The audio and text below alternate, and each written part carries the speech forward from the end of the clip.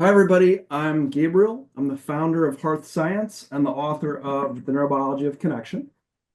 Hello, everyone. I'm Sue Bonan. I'm a faculty member here at Hearth Science. Sue, I want to show you the new diagnostic tool in the Autonomic Compass.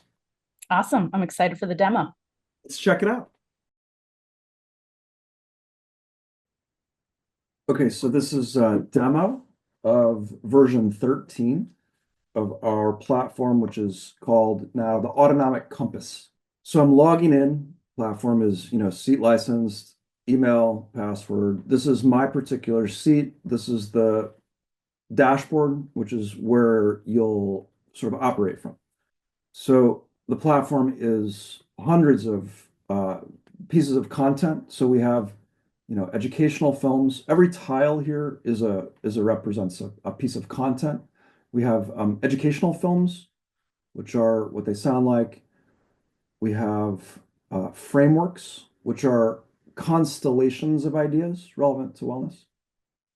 And then numerically, the bulk of what's on here are practices, right? So practice is just something that you would do. And they're in alphabetical order. And you'll notice there are hundreds and hundreds of practices. We're in the B's, now we're in the K's, et cetera, et cetera. So this very large library of practices. And it's too many options, right? Too many choices. And so the way that the platform has worked is that you have a set of filtering tools so that you can say, well, I'm dealing with these symptoms, right? Anxiety, dealing with, an addiction. I'm dealing with, these are all have some component of being autonomically relevant. Dealing with neglect, I'm dealing with shame, trauma, whatever the particular issue is. So let's say that I say, well, I'm dealing with grief, right? As soon as I put a symptom in, it's going to harvest all of the library elements that are relevant to that challenge, that symptom. So these are all practices related to grief. And then the filters allow you to combine them. So I could say, okay, well, I want to do a grief practice, but I also, I'm looking for the intersection of that with slowing down in my life, for example. I'm just making this up, but I can combine it with a self-care filter, or I combine it with a filter about working with others, connecting to others. I can combine it with a filter around connecting to nature. I want to work with grief, but I want to, connect to the earth. And if I connect to the earth and I've got a grief practice, there's going to be practices that are at that intersection. And so that's part of the beauty of the platform is that it can point you to very specific practices, right? I can then log in or not log in. I can, open a practice. I'm going to learn this thing, watch this video. To somebody This is about this place. an elder from Hawaii named Samkai who's presenting this particular practice. If I like this practice, then I can see on the platform because of the way it's organized everything else that's related to it on the platform. So the idea is that it becomes self-organizing around what's important to you. You find a point of entry and then you can follow that in a direction that's meaningful to you. Everybody's going to do this in a different way, right? These are all the related practices to this practice around this prayer. And so I might find myself following here or going to deprogramming the colonial mind or, whatever is related.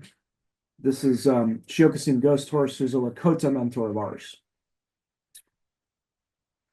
What we just built is a front-end diagnostic tool, and it's the Start Here button. And what it's doing is it's helping us to organize diagnostically at the beginning of this. And this is the compass aspect of the autonomic compass. So, a compass is like a guidance tool that helps us orient in a landscape. This happens to be an internal landscape. So what we're trying to do here is diagnose the present moment autonomic state. We've spent, as you know, a long time developing a more accurate living cartography of autonomic state.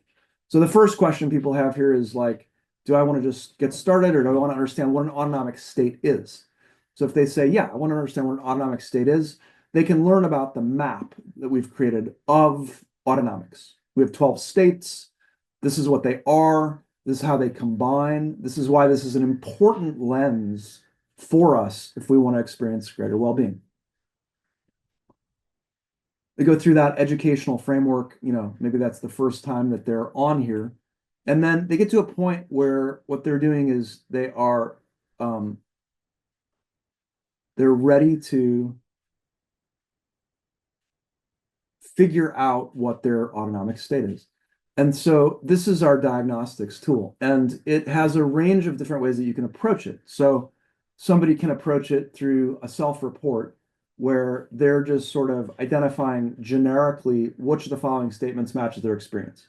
Do they feel good? Do they feel ready for anything, but like in a vigilant way? These are essentially questions that are allowing us to filter autonomically. And there are a bunch of different ways that we can do this. We can look at the person's breath.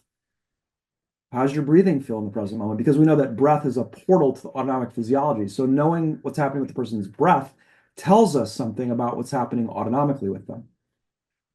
We can do it with a voice, like the qualities of the voice. We can do it with this playlist thing where it's like, what's the music that you would put to the way you feel right now?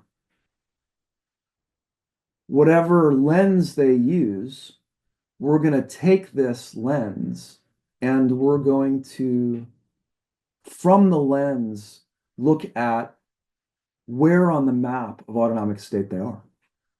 In this case, maybe the person feels worried, maybe they feel confrontational. Let's say they feel worried. Okay, great. Now we understand where we are on this map. We can calibrate the intensity of it. Person says, I feel anxious. Okay, great. Let's look at practices that will address that. And now that filtration is being done on the front end. Now we're back into a set of practices that are specifically calibrated to the person's present moment autonomic state. And from here, they can just dive in, knowing that whatever they find here is going to be applicable to addressing anxiety. They can also further tailor it, right? They might decide, yeah, I want to really learn how to calm anxiety. I want to understand this better. I'm going to start here. That's how it works.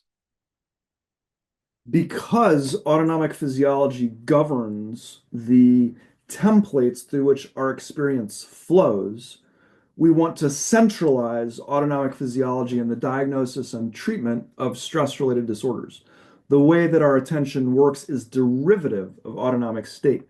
So we have to understand what is the present moment autonomic state.